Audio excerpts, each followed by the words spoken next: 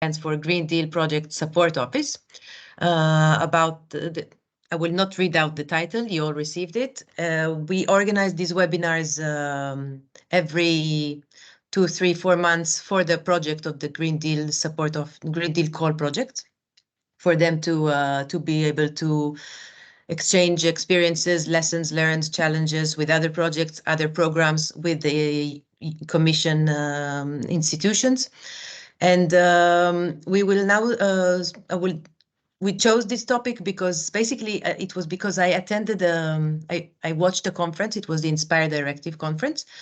And then I realized that there is a lot of things going on in terms of the creation of the Green Deal data space and the Green Data for All initiative, which is very much linked to the Green Deal, of course, the European Green Deal. And I thought that the Green Deal Call project could contribute to this discussion that is very much ongoing, and learn from others that are dealing directly with this topic, such as the 2 projects that we invited to speak at the end, the GREAT project and the ADG 4GD project, that are dealing directly with the Green Deal data space theme. And of course, learn from the EC, the institutions that are formulating and elaborating this policy.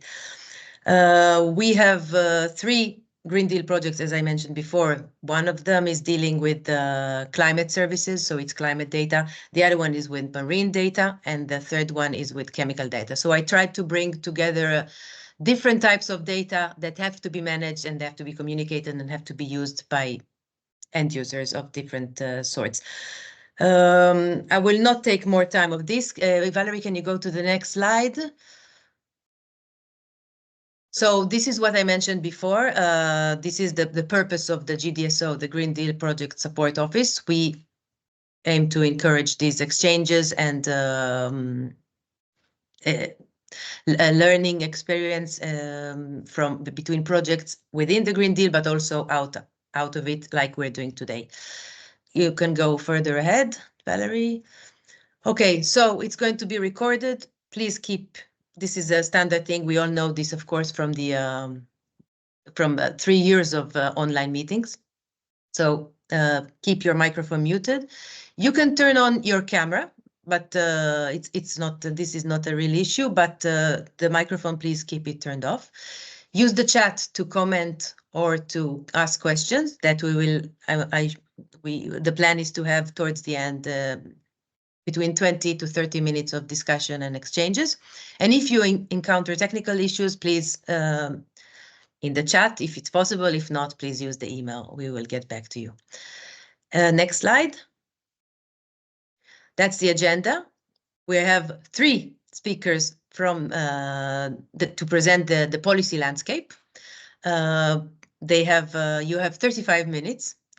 So all of you, please, I'm asking you to keep to the time that I asked you to stick to. And in any case, I will keep the time also for you. I will let you know when there is 1 minute or 2 minutes left. And that's it. I mean, I don't want to speak more because I think I said enough and I'm not the interesting one in this webinar. So please, the next slide.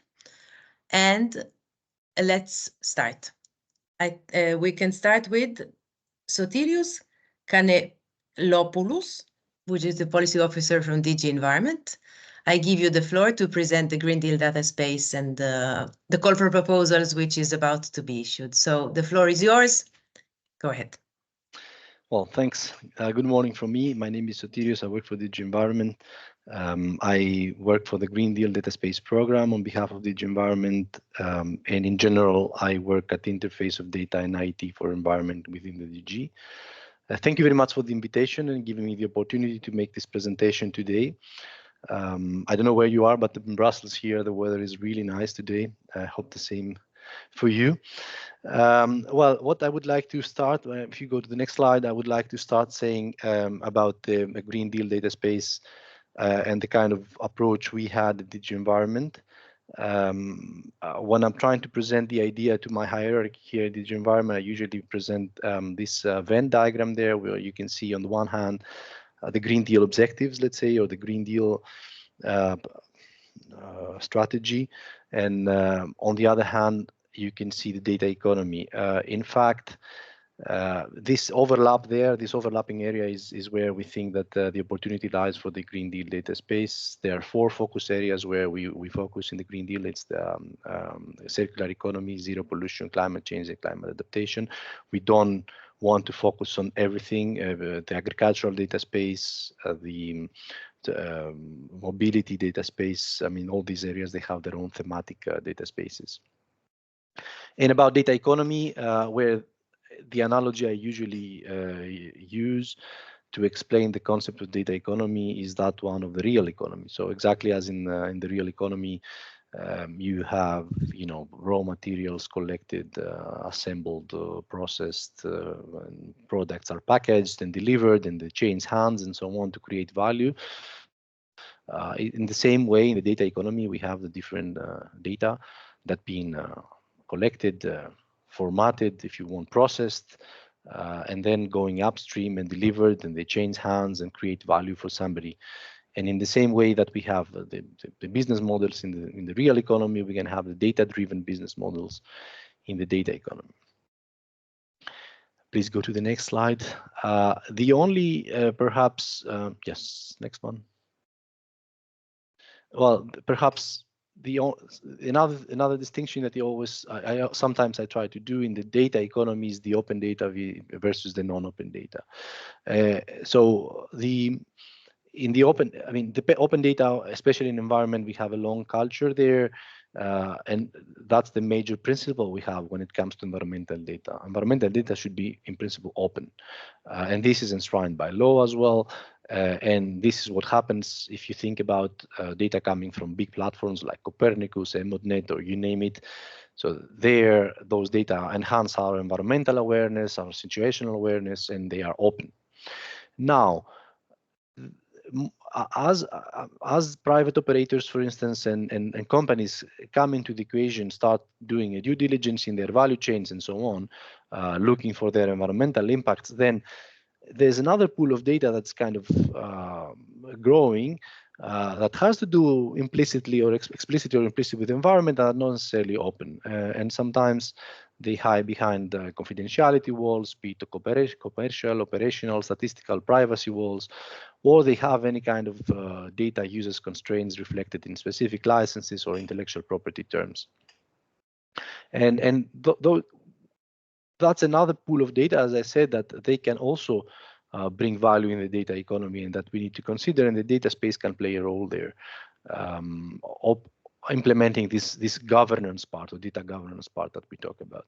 Of course, open data are continue to be the public good. I mean, if you think the analogy with the real economy, open data is the public good, is the what we say, for instance, what is in the real economy is energy or water or infrastructure, is the things that make the whole economy work. But there's this other pool that we also need to take into account. I just put a bullet here on the large language models. So there, those models were trained and exposed to petabytes of data, and the question here is this the norm when we talk about environment too? So what I'm trying to say is that okay, if we for a second left at the side any concerns that one might have, including myself, about access to the training data might have been compromising some kind of copyrights or intellectual property terms, but then apart from that, if we want to train real, let's say, AI global models, do we have access to environmental data to do that? And if no, what is the problem there? Next slide, please. And then how we decided to approach that. So at the center, we put the idea of the use cases. What does the Green Data Space means for us? So we set a use case at the center, and the idea is that if we do them properly, we can have multiple benefits. Those use cases can be obvious to the non-experts. They can be, comprehensible to the non-experts. And they can also steer different discussions. What kind of functionalities do we want to achieve? What are the essential building blocks? What are the standards, the protocols? What is the kind of software we need to implement? what kind of legal interventions do we need, legal requirements, and so on. And then in the operational phase, what kind of operational management do we need to have, financial strategies, and so on. Next one. So the outcome of all this deliberation internally, and with the help from colleagues from other DGs and JRC, was I will need you now, if you want to click continuously so that things can appear, because there are animations. Just do it once so that everything is there. Okay, thanks. There's another one. What we did is that we ended up with 3 use cases of interest, which are linked with our policies at the moment. Obviously, and I say that all the time and upfront, I'm going to say that again, these are just 3 use cases of interest that link with our policies. This is not a restrictive proposal. On the contrary, we encourage people to think much more broadly. We just hope that those 3 use cases of interest serve some kind of inspiration for people to come up with their own ideas. But those 3 use cases focus on 3 areas. The one is on the amendment on the Waste Framework Directive regarding textiles. The second on the Corporate Sustainability Reporting Directive and the deforestation regulation, and in general, all those legislative proposals that have to do with the corporate world and the imperative to disclose about their environmental and sustainability performance. And the last use case has to do with, that is not very obvious here, but has to do with the forest monitoring law that we proposed recently. Well, these are just 3 use cases of interest, but any use case falling within the scope of those 3 focus areas that I mentioned in the beginning: biodiversity, circular economy, zero pollution, climate change, climate adaptation, they definitely link, and they are very, very much in scope of the green data space and of the call of proposals that I'm going to present to you in the next slide, I think. Yes, so that's the let's say the information in headlines. We have launched a call for proposals for the implementation of the Green Deal data space. It is now open for submissions until the end of May.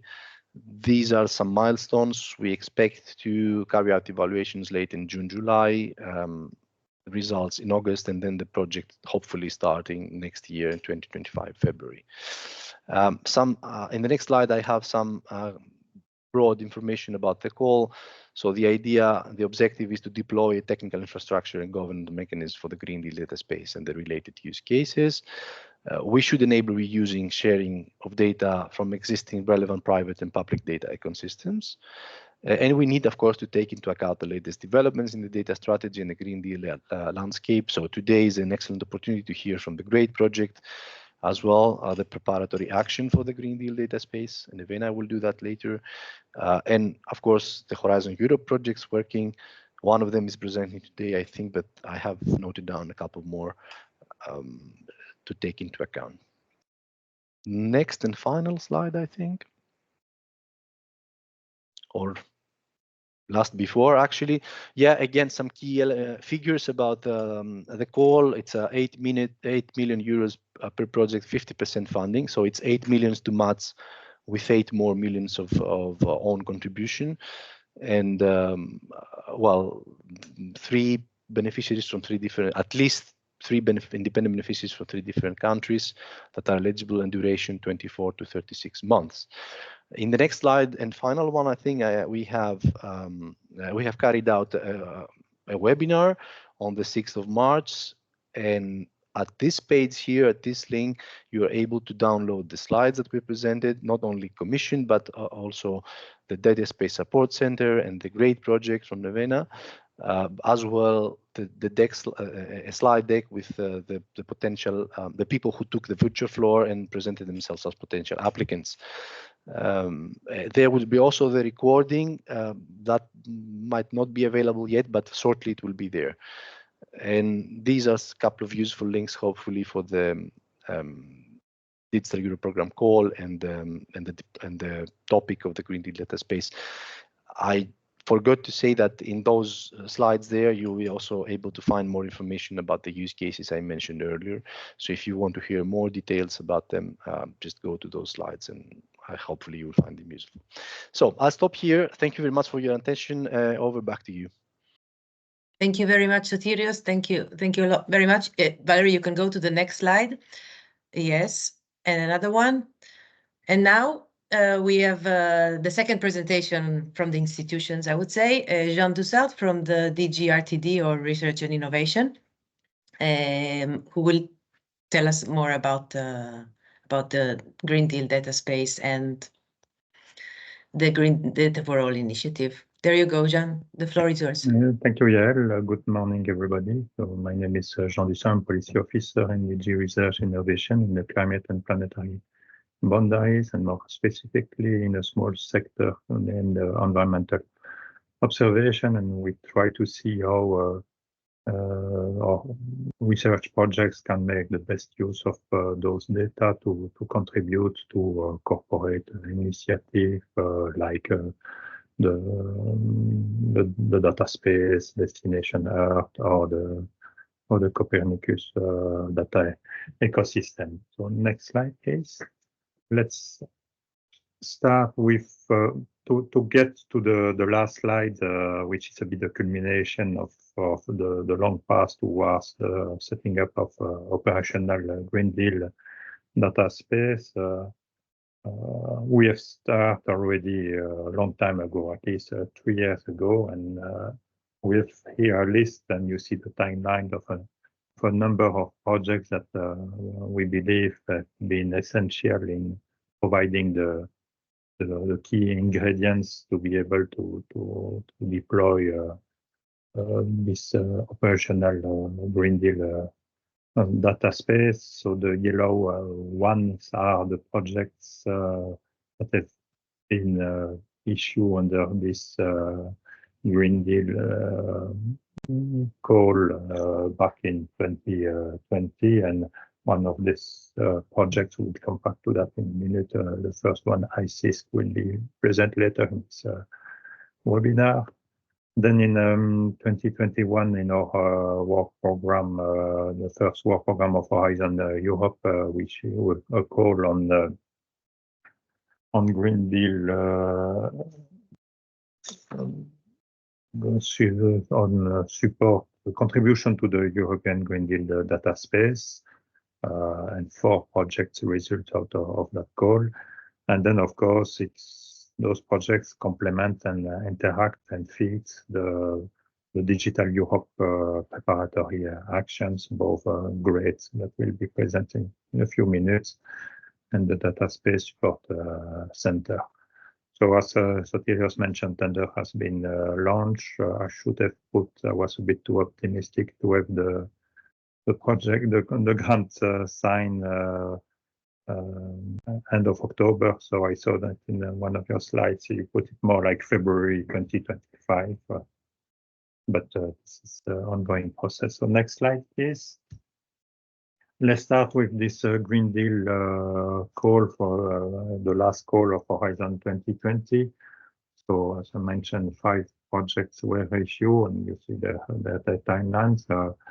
We contribute over 25 million euro on those research and innovation action to develop end user products and services for all stakeholders and citizens supporting climate adaptation and mitigation. So it was not yet really about creating a data space, but those projects were building were developing the material and the service that will then be used to feed those data space. Next slide.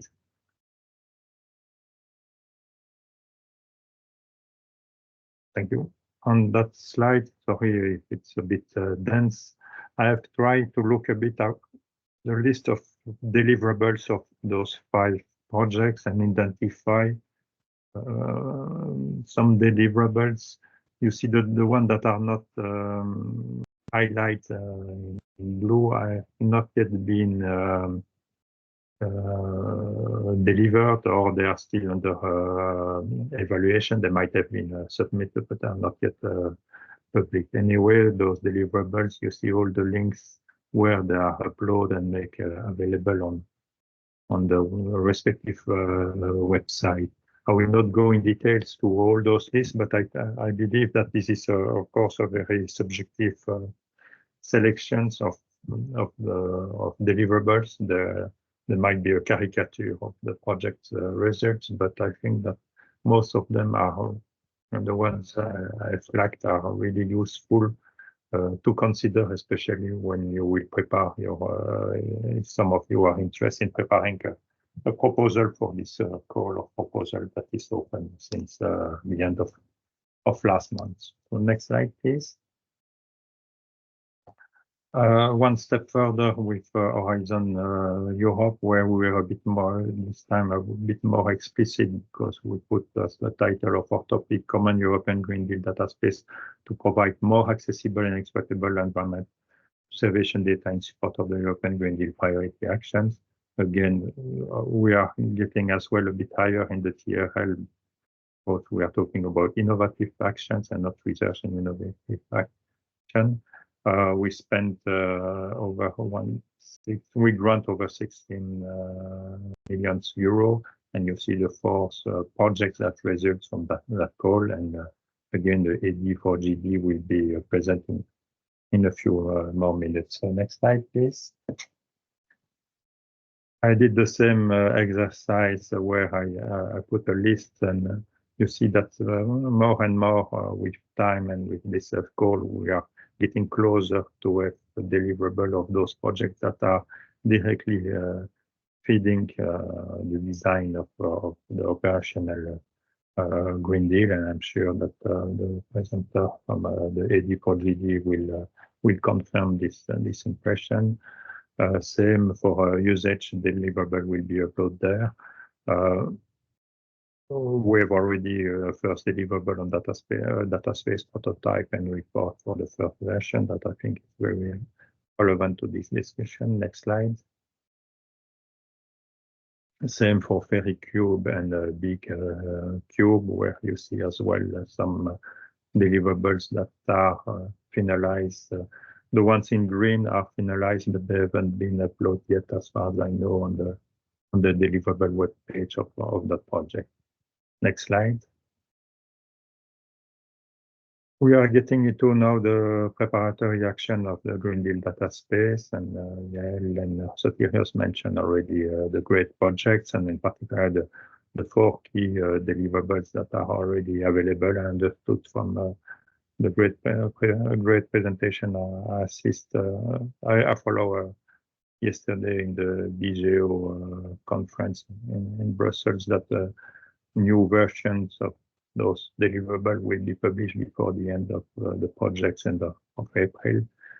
And as well, we have this Data Space Support Center, which is a key project, CSA of 14 million that is still running up to 2026, and that will, you see in this figure, the number of very useful elements, particularly the blueprint, the standards, the building blocks of what could be an operational data space.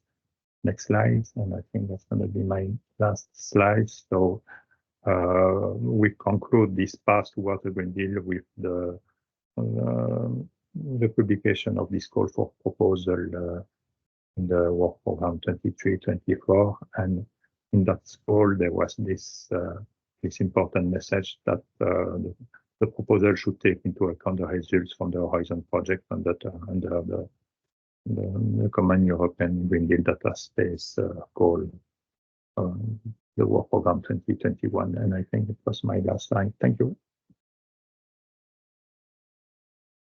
Thank you very much, Jean. It's yes, all the pictures that it's just to give us some artistic break. It's my pictures from the last year around Rome and the world. So I just wanted to say that your selection of projects that you proposed from the Green Deal call, they were all about climate. And indeed, also when I started to work on this webinar and organize the content, I realized that there were a lot of climate projects contributing to the Green Deal data space construction. Also, which also fits very well with the latest EC assessment of the climate risk that was published just last week, that mentioned that data is one of the major things, hurdles to overcome.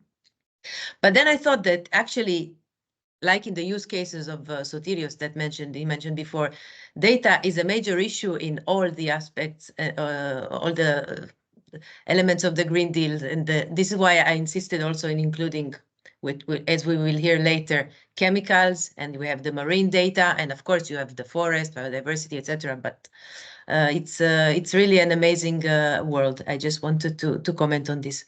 And now I pass the floor to the last speaker on behalf of this time JRC, Alexander Kotsev. You're with us. Okay, the floor is yours. Thank you. Thanks to you, Yael, and let me also thank you and colleagues from RTD for organizing this meeting, because actually I think it's very important in the spirit of data spaces where each partner contributes, that we leverage on each other's work and avoid, of course, duplications. And particularly positive, I think, is the fact that we have Digital Europe program projects, Horizon, and also thanks a lot.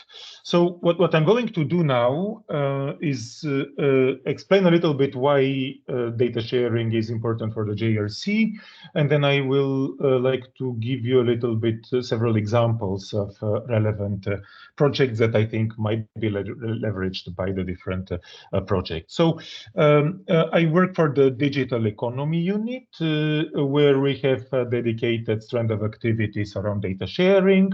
And JRC, I think, needs no introduction. Most of you, if not all, know it's the scientific directorate of the Commission, so scientific support to the policy conceptualization, anticipation, policy options, as well as monitoring and evaluation of the impact. So a bit of a specific directorate where we don't lead a particular policy ourselves, but we try to help our colleagues in Brussels and Luxembourg in their policies.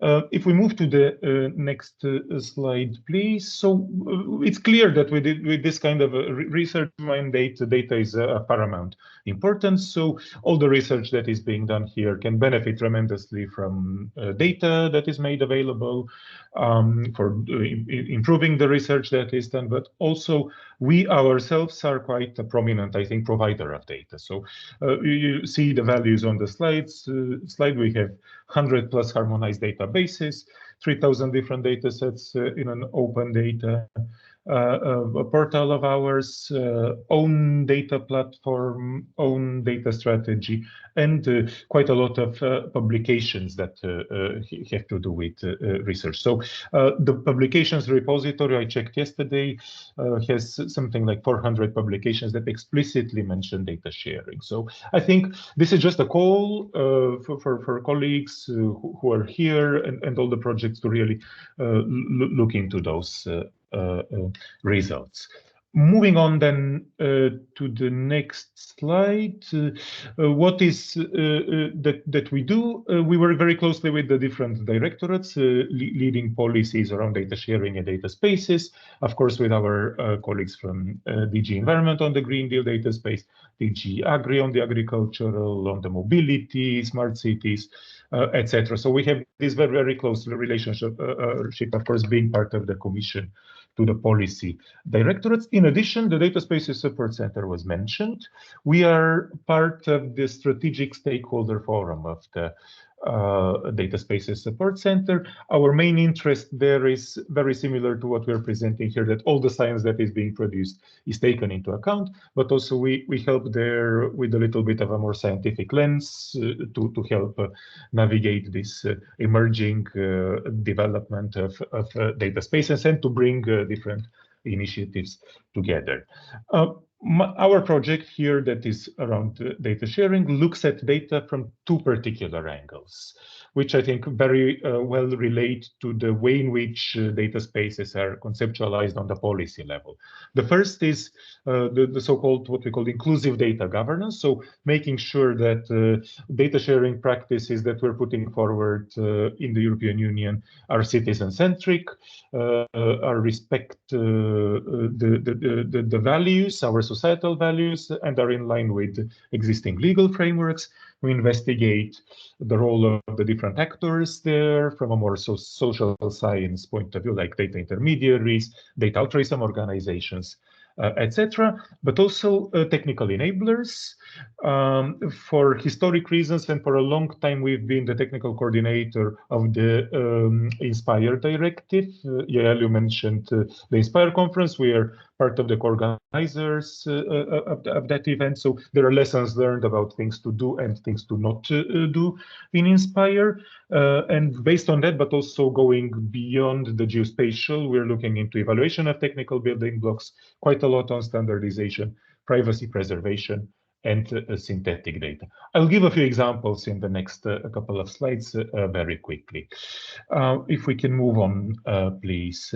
So the first thing I mentioned, there are a lot of QR codes on those slides, so colleagues are encouraged to, you can scan, take a look. There's no time to go into detail, but a few of the more prominent reports we did in the past 2 to 3 years.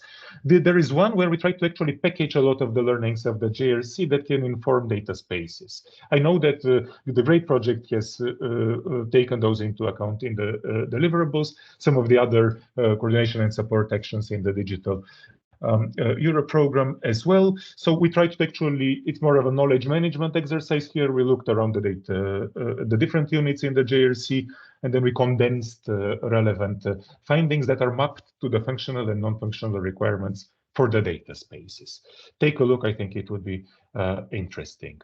Moving on then to the next slide, then we have some strands of activities that stem from INSPIRE, where 2 years ago, we, together with a colleague of Sotirios from DG Environment and Dutch actor GeoNovum, we looked into INSPIRE in light of the end of the policy cycle, which ended 2 years ago. We looked into what are the learnings from this policy cycle, what we can potentially improve, and how this legal framework and technical framework can evolve towards the Green Deal data space. So what can potentially be done?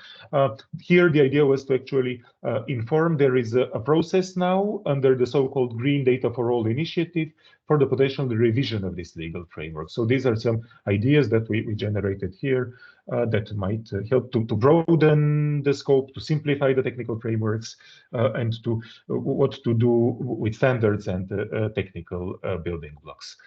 Moving on then, the next slide, again, in preparation for this revision of the legal framework, the INSPIRE directive, we did within a policy brief, which is a 4 or 5 page document. QR code is there on the slide.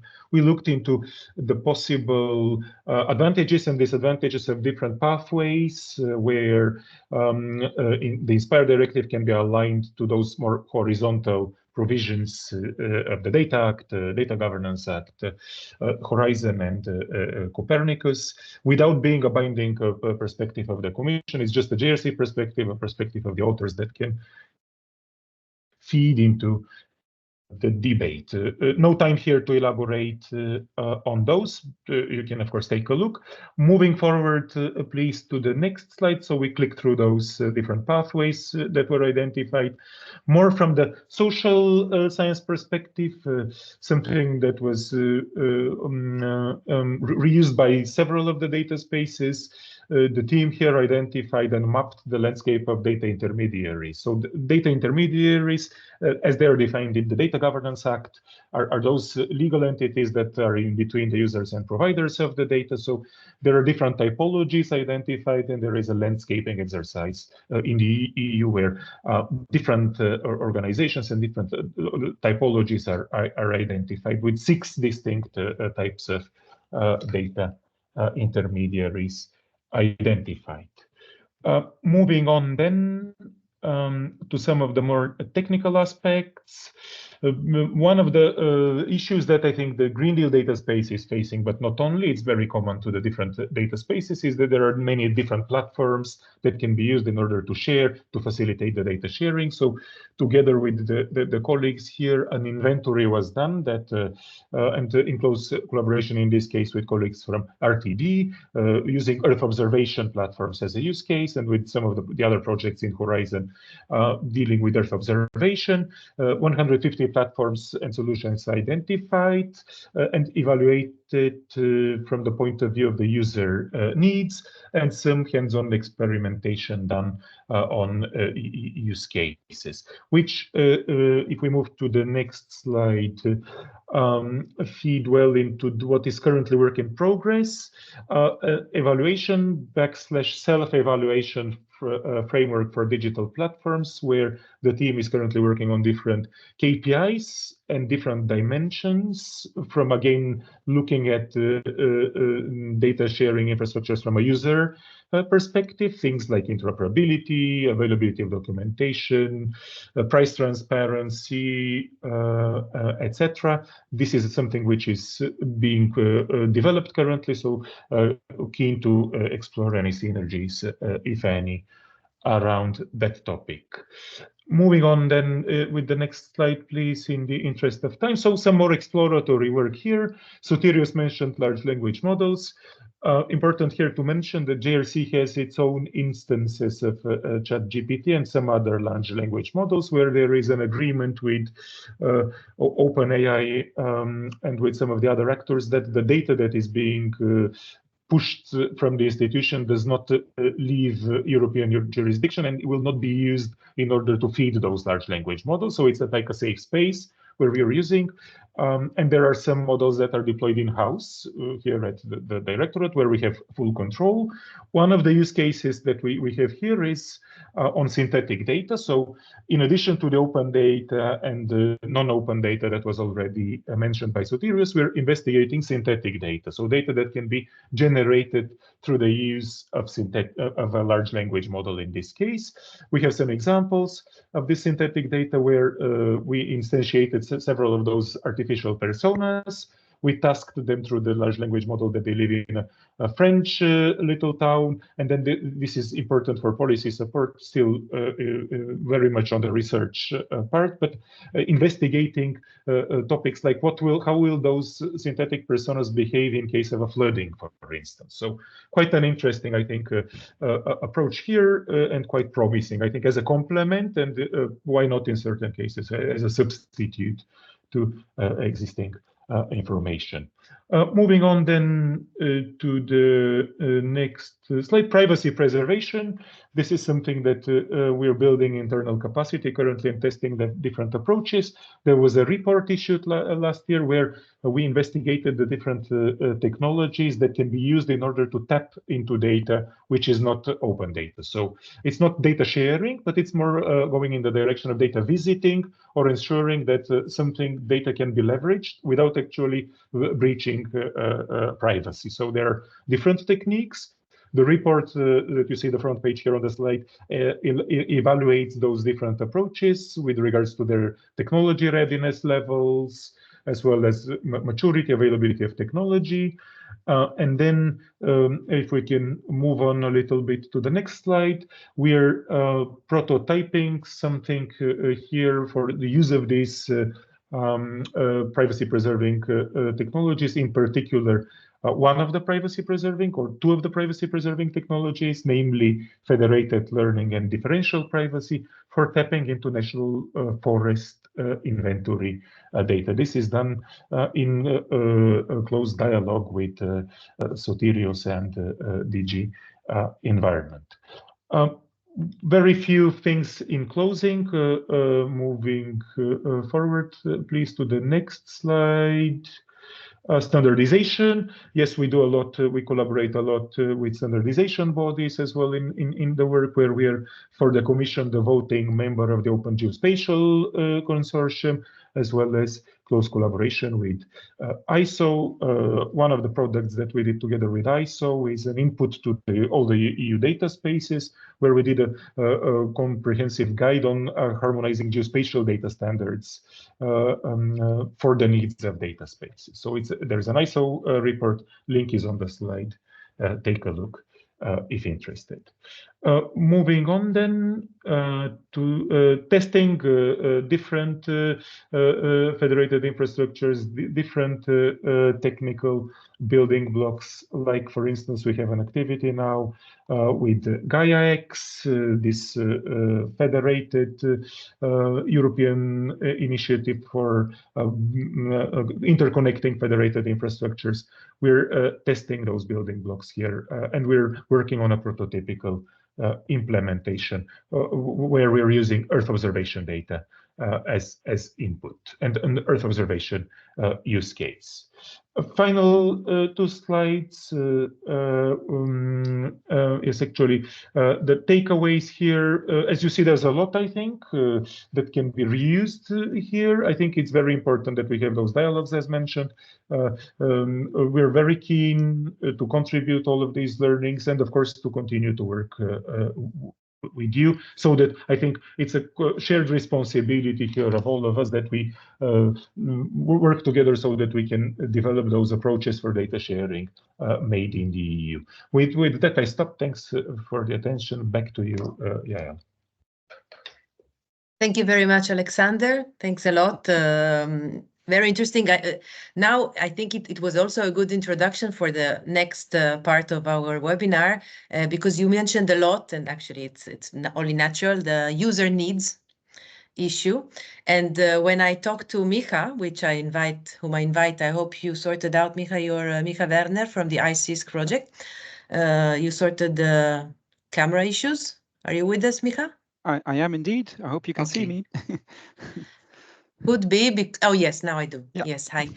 Because when I talked to Micha about this webinar and trying to engage him in this, he said, yes, but we're not doing data spaces or, But then what he will stress now in his presentation is that they're working on the bringing together knowledge and data and putting it together with the needs and perception. So there is a lot of other not quantifiable also data that has to be somehow accounted for in the new data space. So that's, I think, one of the challenges that Micha will also mention. Thank you very much, Alexander. And this means that we can now move on to the presentations by the project. ICISC, a Green Deal Call project, will be the first. Go ahead, Micha. I leave the floor to you. Remember the time. I try not to interrupt because I know that it's not long, but your presentation is 4 slides long, so I count on this. Thank you. I kept two of them. Thank you very much, Yael, and thank you also to Sotiris, Alexander, and Jan for setting the scene. And I already feel like a novice, and I see a little bit like Yael said. This is maybe you could see this as a little bit of a report from the field. So indeed, I'll say a few words about ICISC, and in the last bullet, I have some, how we're working with data, perhaps, but also a little bit, some challenges that we're facing. So here's my one slide nutshell of ICISC. Indeed, as has been mentioned, I think Jan, you also mentioned it, that we work a lot with climate data. So ICISC is very focused on this concept of climate services, and I really like the word climate service, because we've got climate data, but actually we're using this data to service a decision process, to service users, to service their livelihoods, their economic activities, and such. And you see in this left box at the top hand corner is like the definition of climate services, which is taken from the EU climate services strategy document. Can't remember the date right now, I think 2016. So it's combining indeed these different types of information for something that is useful to society. And I put this gentleman, I want to introduce him extensively. He's one of our stakeholders, actually, like in the field, is somewhere in Georgia, in the country of Georgia. And but the comment above is very interesting, I think, is this question of, okay, climate services require more than just climate science. And that's really at the heart of this project. And I've got this figure on the bottom left, which shows that when we go and talk about climate services, we have data providers, and that's like Copernicus and GEOS, and this incredible data infrastructure actually that we've built and are building on. And then we go through a chain of molding and tailoring that data through researchers, integrators, service providers, service purveyors, who I see as really translators, to users on the ground who actually have to employ the data. So this is really the main objective of the ICES project is, okay, we go from left to right data to tailor data to users, but actually it's also the question of how do we go from right to left to look at the needs of users. So what do they actually need, and also integrate the knowledge of users, because that's really the essence of this of the ICES project. So looking at new generation climate services that really take a much more behavioral approach to develop the climate services based on the needs and the behavioral patterns of citizens, end users, decision makers, etc. You'll see we're working in various geographies, but I won't dwell on that. Can you go to the next slide, please? So one of the focus of this project, and Jean, you mentioned that we're developing a cloud-based web services platform, and actually you see an instance of that on the right-hand corner. But really the focus of the project is this co-creation of human-centered climate services with our stakeholders in 7 living labs, which, well, that was in the previous slide, but it doesn't matter, scattered across Europe and also one in Southern Africa. And you'll see that we use many, many different types of social sciences techniques. So we've established multi-sector, multi-actor platforms in living labs. And actually, Ilyas Massi, who is my co-coordinator, is also on this call, led the establishing of that. And there's about 50 different sectoral organizations involved across these living labs. So really a broad palette of users and citizens and stakeholders. And so we use all types of technology, techniques like surveys, interviews, focus group discussions, a theory of change model, but also very climate related data like seasonal, sub-seasonal forecasts, climate projections, and technical approaches like bias corrections and skill assessments to combine these user needs and to start to develop climate services like you just see one example of on the right that bring in these different knowledges. So I think that's quite interesting from the project. It's very developed around a very interdisciplinary team. I think half of our team is more social scientists and half is more physical science, which brings great discussions actually. Next slide, please. One of the key, which is also the title of the project, and I think we're Mika, 2 minutes or 2 minutes. 3. Okay. 2 slides. Is this integration of local and scientific knowledge? So I won't go into it into great detail, but when we're looking at these different knowledges, and I think that's also one of the challenges that comes back to the data sphere, is that there's many dimensions of knowledge. There's scientific knowledge as captured in data, but also very unwritten knowledges like tacit knowledge or indigenous knowledge, and how people combine this knowledge in making a decision. That's really one of the key foci of this project. For example, just through triangulation, so taking different data, looking at the environment, and then taking a decision. So that's maybe one of the challenges we're facing. Next slide. And so maybe just to finish off, when we look at how we use data, so we use a lot of data, and we really benefit, I think, in this project from a lot of the work on this standardization. I mean, we follow the INSPIRE standards and NetCDF and these types of things. We're a great user, mainly from Copernicus and GEO. We manage a lot of our data using GDPR, and we have an infrastructure.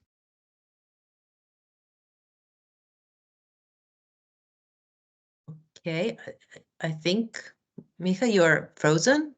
Am I the only one noticing? No. Okay. Because I see myself moving, but okay, Mika, you're back. Am I okay? Yes, now yes. Okay, sorry. Yes, happens. But I thought it's also nice, maybe in this webinar, you need to put some of the challenges we face, because I think when we look at how we handle data, we deal with a lot of qualitative data and non difficult to capture data like these different knowledges. But most of our data principles are very biased, but I'm here to learn, so I'm sure you know a lot more. And you know what Alexander mentioned with these large language models, and that sounded already interesting, towards quantitative data and less to some of these more qualitative and knowledge data. So maybe that's maybe a challenge also to the community to discuss and think about how we deal with that, as well as indeed, you know, the IPR of data, including people's knowledge, and how we process that. And, you know, because then that also leads to, you know, big questions with sustainability. I think that's also a challenge we're dealing with within the project, which I think every project has. But, you know, how do we go and maintain these things beyond the project? So I'll leave it with this last quote in the blue box, which is data knowledge also means different things. I think that's also quite an interesting thing. We're probably a very data community. Our social scientists may look at data from a very different perspective. And I think that's also very interesting within these projects, how to, I don't have solutions, but to debate that and to discover what each other means by data. So thanks for that. I'm sure this opens some Thank you very thoughts and much. discussions. Thanks a lot. Yeah, that was what I expected from your presentation, the challenges and the indigenous data and the qualitative and not necessarily quantitative. And but now we move on to another Green Deal Call project, and here I call Arne Bern. Are you with us? Yes, I'm here. Can you hear Yes. me? Hello, Arne. Hello. Yeah. Now we see you as well. Yes. And you will see that this ILIAD project is actually maybe the most closely linked to the Green Deal data space or the Inspire Directive concepts and notions, because I remember that I didn't know the DTO acronym, or the Digital Twin of the Oceans acronym, before I saw the Inspire conference where it was explained, and then I saw that there is a project about it. So it was immediately, it came to my mind that you have to participate in this webinar. And so Arne will tell you all about it, but it's basically bringing ocean data, making it accessible and usable. I hope I'm correct. But yeah, thank you, Joel. Thank you, Arne. And you, please, 6 minutes. Yeah, okay. So just go to the Thanks. next slide. Which is the first slide. This is just an overview of this project. It's a large project running for 3 years, close to 19 million euro and 56 partners. It's actually not the only project on digital twin of the ocean. We have also the so-called EU digital twin of the ocean, DITO, with the DITO Infra and the DITO Model Lab, and I will mention that also. So next slide. This is an architectural picture that illustrates also the principle of a digital twin. As opposed to a model, a digital twin has also some more real-time aspect to it, synchronized with the reality. It starts with collecting data from reality through observations. We have an observation pyramid here, from remote sensing to say air vehicle, to surface, to gliders and subsea, since we're dealing here with the ocean. But there is also a lot of available data besides the observations that are being collected by different, say, intermediaries or aggregators that are relevant. The Sentinel data, Copernicus, Marine Services, eModNet, eDataNet, everything from the European Open Science Cloud. We have the Green Deal data space and are interacting with these two projects we'll hear about later. And also bring our own data on citizen science, biodiversity, and socio-ecological data. So there's a lot of data sources that goes into a digital twin, where the data essentially moves from data providers and data spaces into a data lake, which is where you have the data that is close to the digital twin engine for processing, linked to cloud and HPC for high performance, connected with workflow through workflow engines and going then to visualization. With all of this data, we need support for semantic interoperability and harmonization of the data, and we are looking into the mechanisms of various data spaces, such as Simple, the IDSA, and ODIS, which is in the marine area. In the marine area, these areas of spaces with eModNet, eDataNet, and so forth have existed for a long time. So it relates a bit to this GRC data space report that we have been doing this for 20 years, but we didn't call it data space. So there is a lot of, say, learnings to be taken from there, and also standards with all of this development on geospatial, spatial temporal standards from OGC and ISO TC211 and others that are important to relate to when we talk about the data plane of a data space, which often separates a control plane and a data plane. So this is the context where we provide then different digital twins that will provide insight into what we observe, and also perhaps feedback mechanisms that can impact behavior that will get the real world to change over time at a certain time frequency. So next slide. So there's a lot of various pilot areas we have in ILIAD, around 20 here, looking at this in the context of needs of wind farms, ocean energy, wave energy, coastal sentiment, pollution, oil spill, insurance, biodiversity, fisheries, and so forth. So these are all, say, demonstrator pilots that are using this environment and the data for various kind of predictions and what-if analysis. Next slide. So this is being done, as we saw, in an environment of a lot of collaborating, say, communities and projects and activities, going from the data space area to the left and the aggregators, and also mentioning that ILIAD is not the only digital twin of the ocean. It's also the core European digital twin ocean with the D2 Infra and the D2 Model Lab, and also on the UN Ocean Decade level, the DITO, which is an international activity on digital twins of the ocean. Also with IOD, which is also a kind of data space in terms of providing access to a lot of ocean-related sources. Next slide. 2 minutes, Arne. Yeah. Okay. So a bigger context of this is Destination Earth, which have this architecture based on what I just showed. This has in particularly identified data spaces as sources of data, and Green Deal data space, as you see, is one of those. Next slide. The implementation of the D2 architecture is following this principle of data lake and engine and services. This is to be read from the right to the left. So all of this data of biodiversity that is coming in the project called DTO Bioflow is using these architectures. And we are talking about how to organize the data to the right here in terms of data spaces. So we see data spaces here, but also the use of these existing aggregators like EMODnet Biology, which already is doing this, GBIF, which are standards and ontologies for biodiversity. So we have been doing this for a long time, and now the question is to bring it into the data space world. Next slide. This is just a mapping between the ILIAD project architecture and the one we just saw, highlighting that the digital twin is a little bit on the operational side on the data lake and engine, but the data and the source is coming from providers and data spaces. Next slide.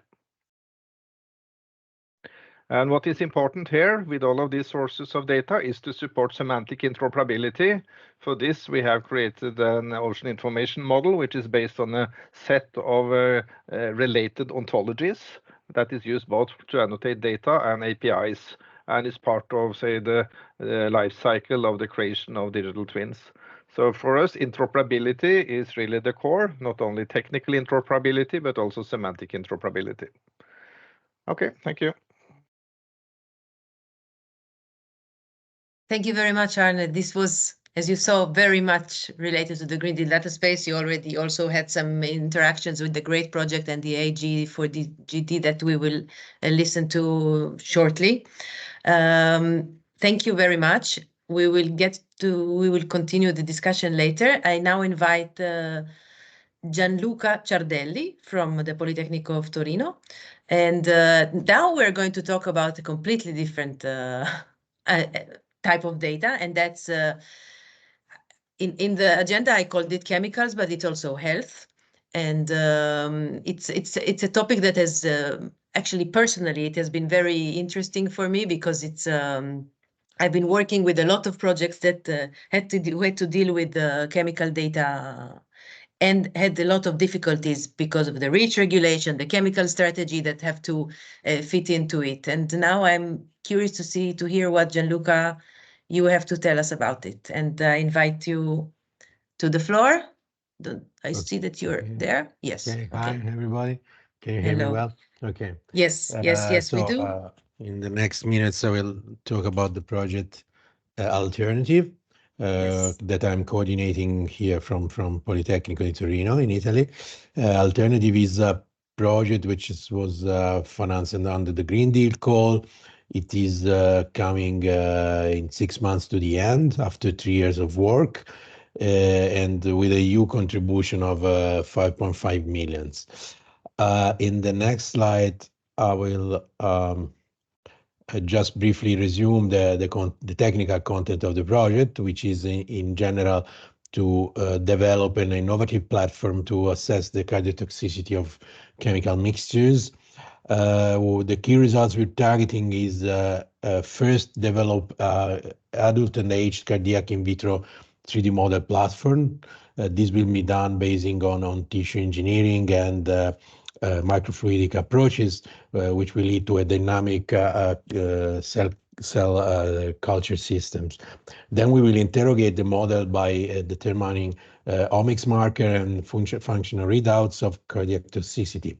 This data will be then elaborated through machine learning in silico cloud system approaches for assessment the risks of not only of single chemicals but of mixtures, because in some cases the combination of different pollutants can lead to toxic effects which are not present in case of a single toxicant. So we will then try to extrapolate the kinetic in vitro data to in vivo situations, and this in the end should result in an integrated approach for testing and assessment, IETA, of the potential toxicity of chemicals and their mixtures.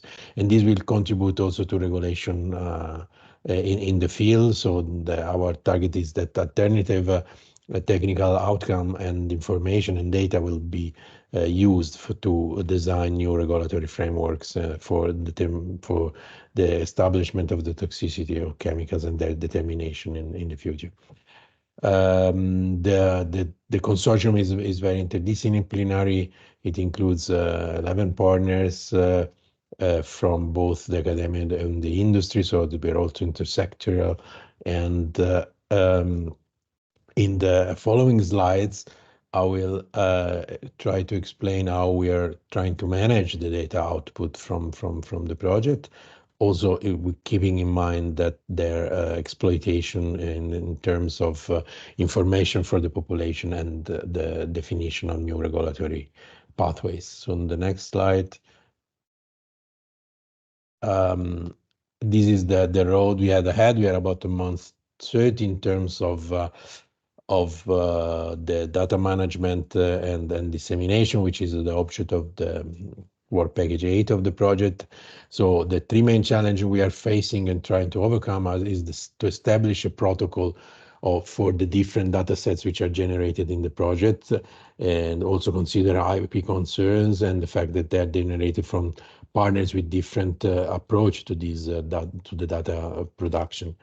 We will monitor the data management updates, so we'll have a dynamic process to make the technical development compatible with the needed update of the data management plan.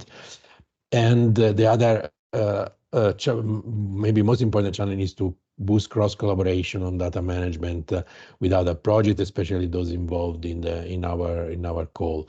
So we arrange meetings to discuss a common aggregate protocol for all of these projects. It would be nice to have a common approach, of course, from different projects financed in the same context, and with several common targets in terms of protection of the environment and human health. In the next slides, 2 minutes, Gianluca. Okay, in the next slides there is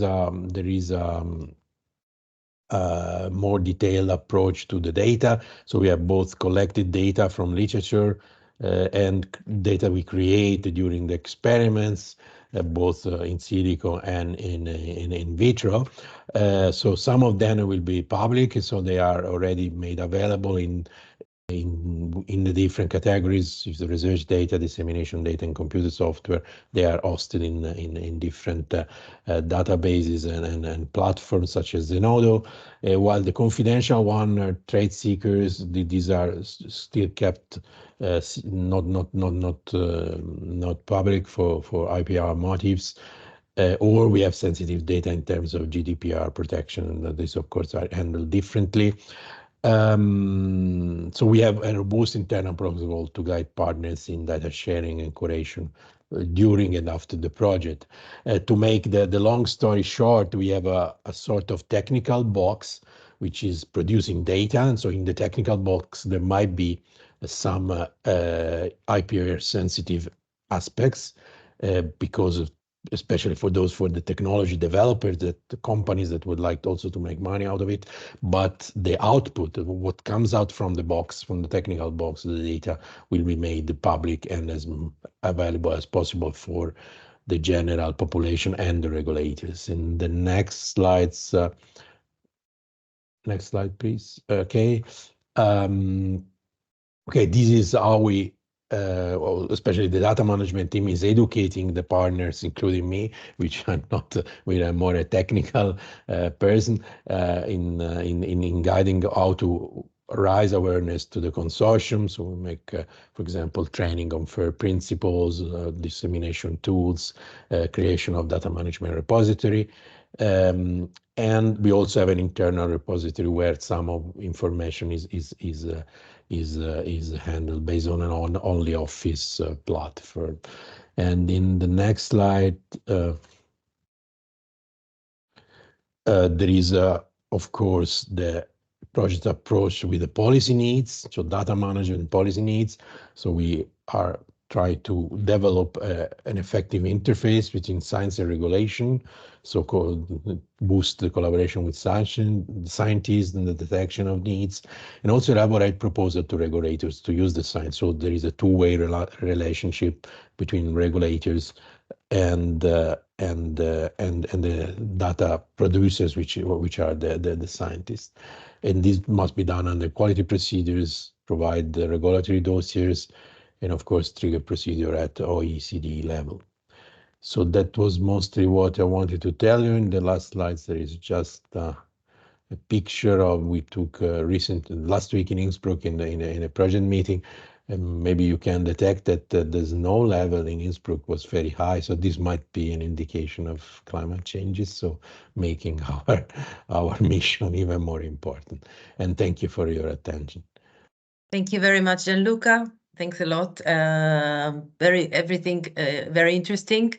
And it's also, I mean, data management, not only for end user purposes, but also within the partnership. It's very important that everybody knows what it means. So very interesting. I now invite Joan Masso Pau, I hope I pronounce it well, for the AD4GD project, which is a Horizon 2020 project that you've heard a lot of other presentations mentioned.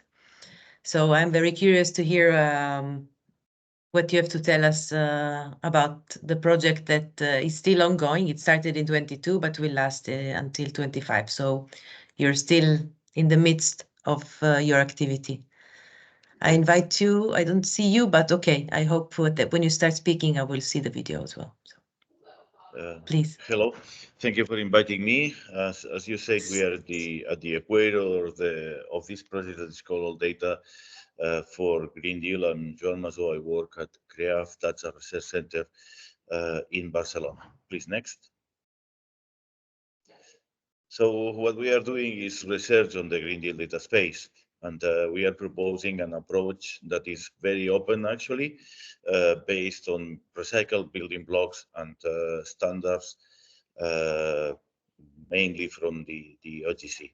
Our intention is to integrate several kind of information and data in this single Green Deal data space with a focus on the users. Here you can see in the bottom part the list of partners that are participating in this project. Please, next.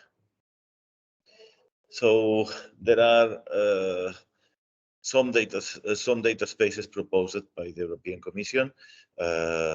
Recently, I believe they counted 14 of them, and one of these is the Green Deal data space that actually deals with the European Green Deal issues that most probably you know. If you click again, sorry because I forgot there is an animation. So if you click again, we will see some text. The Green Deal data space is one of the most cross-domain data spaces, and as I said, it is in support of the Green Deal policies. Next. These little texts say that the next project that is going to be presented actually provides the blueprint for the Green Deal data space. We, All Data for Green Deal, are part of 4 sister projects. The other ones are called FairyCube, PCube, and Usage. And we are doing just research in support to the creation of the Green Deal data space. Next, please. So what you are going to see here is that we want to integrate many data sources. We are approaching the idea of the Green Deal data space from the Inspire data that's in the middle of this slide. But we are adding citizen science data, we are adding Internet of Things data on one side, and from the other side, we are adding satellite information and model results. This is a very heterogeneous set of information. And what is actually gluing it is something that you will see when the click is done so please next, you will see a dictionary here in the middle. That's the collection of vocabularies, and in particular the essential variables and the essential variable products that allows us to actually integrate those data from the semantic point of view. There is also an issue on who is actually allowed to see this data in particular, and this is also represented at the bottom of the screen when she will do the click. A couple of clicks actually, please. Those arrows, those blue arrows that will appear if you do click again. Can you do it for me, please? Exactly, those arrows. So let's go to the next slide, saying, yeah, you can go to the next slide. Thank you. We're saying that we are living in a contradiction. On one hand, we want open data. We want that the public administrations make public the high-value data sets. We want to use the open license. In this case, we don't need user authentication per se, and data can be simply redistributed.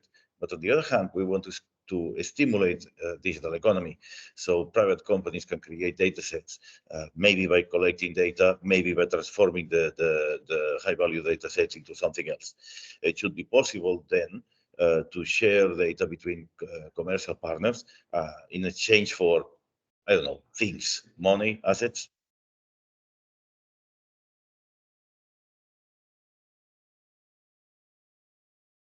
You are muted, Joan? Yes, just click again, sorry. Because I clicked it in my screen by mistake and I mute myself. So on this contradiction, we have a single contradiction, but 2 technologies. The open data portal from one side, this is the data that is kept and maintained by the producers, as Inspire said. We have catalogs to actually collect all the descriptions of the data and so-called the metadata. The description contains how to get the data itself. You can have a download service or an access API, or that allows you to get the whole data set or a fragment of it in terms of a query. There is no concept of membership in here. No, in the data spaces, in the other hand, users and producers need to be authenticated and trusted, and the trust is an important part of the data spaces. You need to trust them by reputation, but also because you are sure they are what they say they are. So this is the authentication part. The users negotiate some kind of a contract to accept some access conditions, including maybe some retribution in here, not necessarily money. Only authorized members get access to the data, and the members and the data movements are traced and unlocked somehow. This is again part of the trust of in the system. Digital assets retain the access conditions, so they cannot be redistributed to non-authorized parties. So that's the dichotomy that we are trying to merge together. And if you go to an Inspire conference, you see my left-hand side of the slide, but I was actually last week in the data space symposium, and everything was about the right-hand side. So click again. This is actually a brand new diagram that we saw in this conference that I mentioned. It is done by the Data Space Support Center, but actually I adapted that to explain that there is a control panel that actually do all these authentication, this authorization, these contracts, and so on. And there is a data panel. And in here, I believe our approach actually fits. This is where the OGC APIs, clients and servers can be used. We also have vocabularies in the OGC Rainbow. We also have catalogs in the old GeoNetwork style. So we really believe that our legacy, the geospatial standards and so on, can be relatively easy integrated into this data space concept. Next, please. And this is just to tell you that we are demonstrating all it's these the last ideas. slide, Joan? Yeah, definitely it is. Okay. In 3 pilots, and one is this lakes in Berlin. There are many lakes in Berlin. Managing them all is complicated, so we are using different data sources to actually facilitate that recreational values, the reservoir value capability, and so on. We have another pilot in Catalonia about connectivity in forest habitats that we demonstrated has decreased in the last 10 years. And we also have a third pilot that includes IoT sensors in the CAMS data that is only done by satellites in order to increase the resolution. And that's an example of particular city on where you can see that definitely the spatial resolution improves. And I have just a last slide that is just an advertisement of this special issue on remote sensing that I couldn't resist to put it. And the next slide says thank you. So thank you for having me here. Thank you very much, Joan. Thanks a lot. Very interesting again. And since we're a bit running out of time, I invite immediately Nevena Rotsko to present the great project, which has been mentioned by everybody here, and also with a very nice acronym you managed to find to yourself. And please, Nevena, present what everybody has been talking about so much here, but you are going to present it yourself, of course, because okay, because of the animation. Yes. Yes, indeed. I wasn't sure, so just give me 1 second. I hope I will be able to share my screen. Oh my God, it's not on the first slide, so apologies. Okay, so now you can see it, right? Yes. Thank you so much for inviting me, and indeed, as you just mentioned earlier, I heard our project in the previous presentation, so now I really feel the pressure to say something new, but I hope I will be able to share some new information with the participants here today. And it was also great to see, some of the projects such as the AD4GD or the EDL project, because indeed we are working quite closely together and try to cooperate as much as possible. So the GREAT project, or the so-called Green Deal Data Space and its community of practice, is the CSA, so it's a coordination and support action. This is the one which was financed under the Digital Europe program. It's a relatively short project. We had around 20 months to do the preparatory action for the Green Deal Data Space. It means that it was a pure research-based project. We didn't build any sort of technical infrastructure. That's something which will happen in the deployment, which Sotirios shared earlier. This is the call which is currently open. And the real data space, when we will be able to access it and see its form and, how it functions, will come later next year, or at least the work will start next year there. So in our case, we started from the basics. You can see the consortium partners. IDC, the company that I represent, is responsible for the project management, and we have the EGI Foundation, who is the technical coordinator. However, there are some other consortium members that are quite crucial in our work. I could see, for instance, ECMWF in many other Green Deal related projects, of course, due to their connection to the Copernicus services and, of course, Destination Earth. But we also try to have some other relevant participants that are linked to important initiatives such as EMODNet, for example, and also some other actors coming directly from the academia.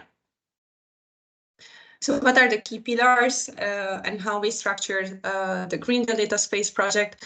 So of course, in our case, such as the other sectoral data spaces, we started from the community of practice.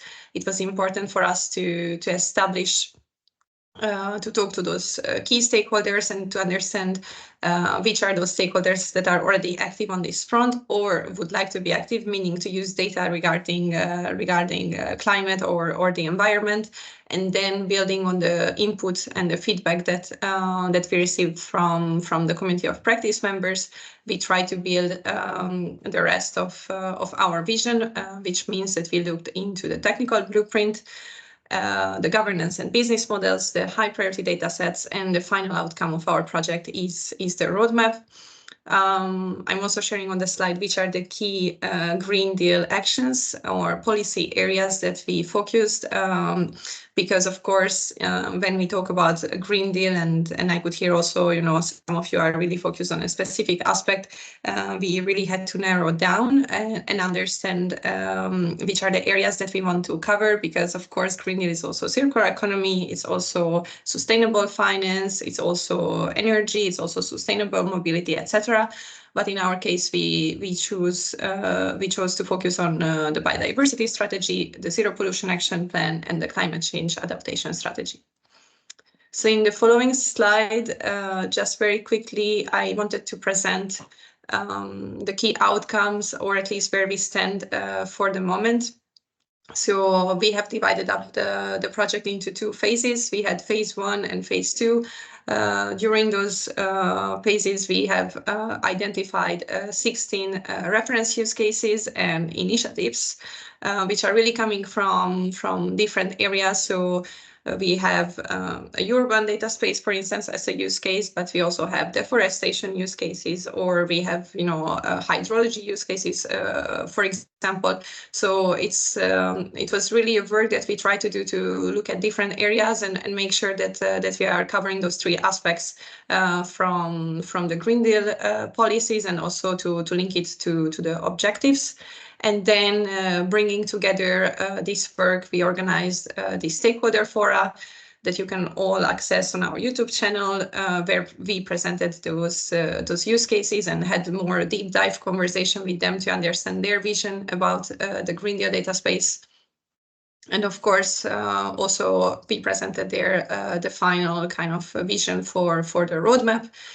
And I just shared on the slide those stakeholders that we engaged, but these are, you know, just some of those, but the list is getting bigger and bigger as we speak. So the technical blueprint, I'm not a technical, I don't have a technical background, but I will try to explain to my best knowledge. This was the work which was led by the Italian Research Council, by the colleagues from the Atmospheric Pollution Unit. And when it comes to the technical blueprint of the Green Data Space, we envision a digital ecosystem which is simple as possible and flexible as possible, because we believe that it needs to be able to react to the already existing initiatives. So we heard a lot about those initiatives also from the others, and it's important that this ecosystem is able to adjust. In our case, from a technical point of view, we identified two elements, or we can also call them, we are calling them logical components. I could see that, you know, in the Data Space Support Center case, they are mainly called building blocks, but we divided them up into two categories. So we have the core components and we have the facilitators. So these are the two levels currently that we have identified under the technical blueprint. Important, of course, that we took into account the work from DSSC and also the work from IDSA, and we are also looking at Simple, the middleware. That's something that is coming from the Commission, and we are trying to take that also into account, because for the future deployment, it will be a very important component. And then the governance and business model. So of course, under the governance, in my case, I'm not speaking about data governance, it's data space governance, which is of course different. So under this bracket or this work package, we really try to understand which are the government requirements. So writing down the requirements from different point of view. So of course, looking at the use cases, looking at the data providers, also the data consumers and data intermediaries. So this is something that we present in more detail in our work. When it comes to governance, we also looked at different kind of legal requirements, of course, which in our case right now it's a quite busy or heavy work, I would say, because we have, of course, the package coming from the digital perspective. So, all the legislations related to data. So, of course, here we speak about the DEA, the DGA, even the AI Act, for instance. But then when it comes to the Green Deal, we had to take into account all those Green Deal specific legislations.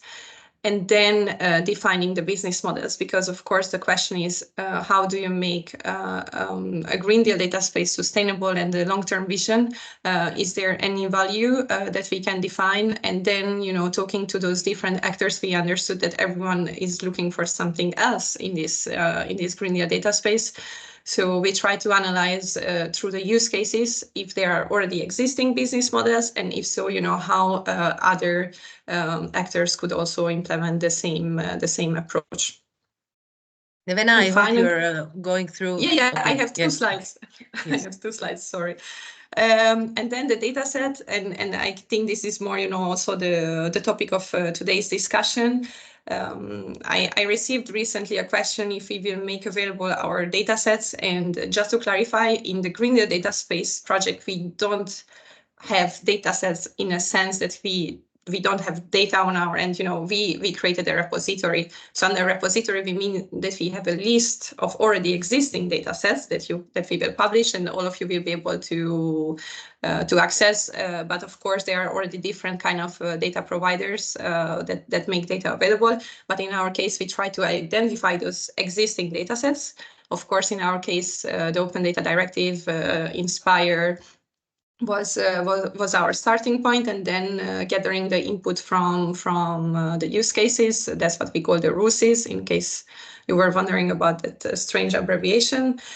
And right now we are close to 100 specific data sets that we could identify, and then we did the same exercise with the data services inventory, where we have now more than 400 data services in our repository.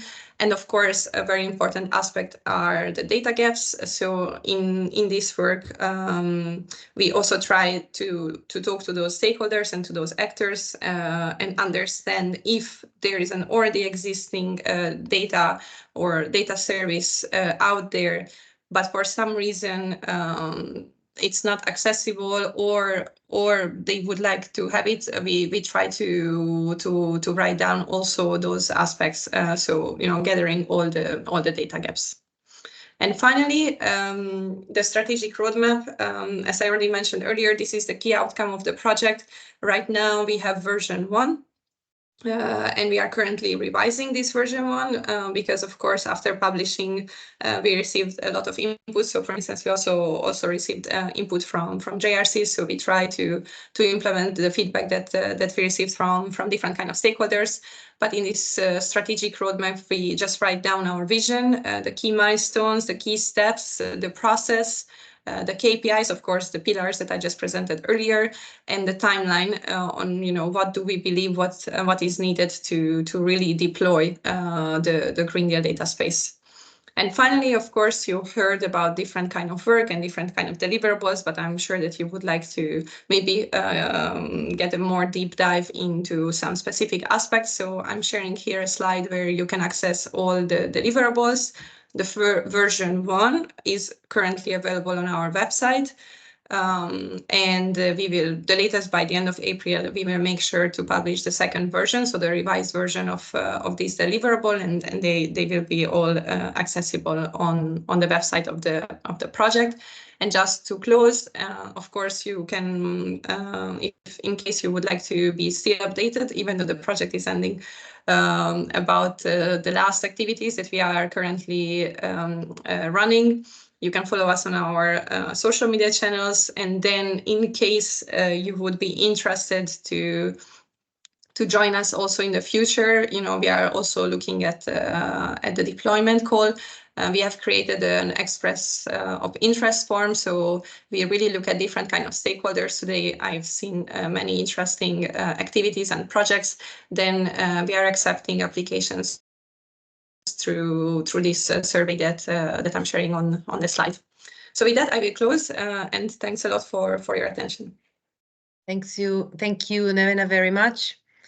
I'm sorry that we are, although I tried very hard to keep the time, we're a bit off track in terms of timing, but I saw that there was one launch for interaction on the chat, just an exchange of information for one of the speakers. I didn't read it thoroughly, but there is, so please feel free to do it now as well. And I don't know if there are any questions that you would like to raise quickly to one of the speakers, or to make a comment or anything. I have one question, but Anne, I see that you turn on your video if you want. No. I'll just so I'm here. Okay, I will make one question just so, because I'm very interested in this. We talked about not so much about circular economy, and waste is one of the calls, the topics that for the call that were mentioned in the first presentation. So maybe this is more a question for the EC people, Alexander, Jean, Sotirios. I know that there is also a parallel plan to prepare a database for PEFCRs, so product environmental footprint category rules, and these are a lot of its data that has to serve to prepare to have the certificate of the PEF. Is there also a plan to insert this type of databases into the Green Deal data space? I don't know which one of the three can answer this, if at all. Well, I can try, and then if people want to join and add, I think this goes at the core of what the data space is. If such a database is made available, then it doesn't have to be kind of, formally, let's say, included or regulated to be part of the program. I mean, data economy is meant to be like the real economy. There's supply and there's demand. So if this data is supplied somehow under conditions or free of conditions, whatever, then in a way, and if those data have applications in the green data space focus areas or circular economy and so on, so I would say that by definition they are part of the Green Deal data space. Okay. I don't know if this answers your question. Yes, it makes sense. I mean, this is a data space that's going to be created by the Commission, so I'm sure that you will be. Well, it will be part of that's it, the point. Sorry to interrupt, but that's the point. It's not something that the Commission wants to implement for the Commission. On the contrary, this is meant to be an infrastructure at the end, federated, distributed, contribute data economy and exploited by the private sector mostly, rather than the public sector, which is the Commission. So this is not a Commission project in the sense like that the Commission wants to set up to use it. On the contrary, we want to spin it out to the data economy, involving as much as possible the private sector. So it's meant to be like a public use infrastructure rather than some kind of infrastructure operated by the Commission. Okay, thank you very much, Sotirios. I don't want to take much more of your comment time. I put in the chat, the Circular Twain project, which is on circular manufacturing, and this is also related to the manufacturing data space, where also circularity and sustainability of products is an element. So we see a link to another data space that is relevant for that question, I think, also. Okay, thank you very much. Thanks a lot. I don't know if anybody else has a comment. If I may, yes, just first to echo what Sotirios mentioned, indeed, I think if there is value, if there is important, prominent use cases there, I think it makes a lot of sense to plug in this kind of data, or be it as an open data set or through the techniques that were mentioned to tap into it without without having any issues with the privacy. I also pasted a link there. I was cross-checking the JRC open data repository, and there are about 400 data sets that contain the term waste. So maybe there is something already there. So worth digging a little bit. Yes, of course. Thank you. I just try to make a bit livelier also the discussion, but thank you very much for your contributions here. Valerie, can I ask you please to paste him, if you will manage to paste the survey in the chat? Yes, because please, I know that we had a very long meeting here, but it will be very useful to have your feedback on the survey. It will take on the webinar. It will take 2 or 3 minutes top for you to fill it in and help us to improve for the next time. For example, maybe it will be better to have it 2 hours instead of 1.5. I mean, that could be just one proposal. But thank you very much for your participation. Again, please fill in the survey if you can, and hope to see you the next webinars. There are a lot of things in the pipeline, but thank you very much, all the speakers. Thank you very much. Thank you. Bye. Bye-bye. Bye. Thank you. Bye-bye. Thank you. Bye. Bye.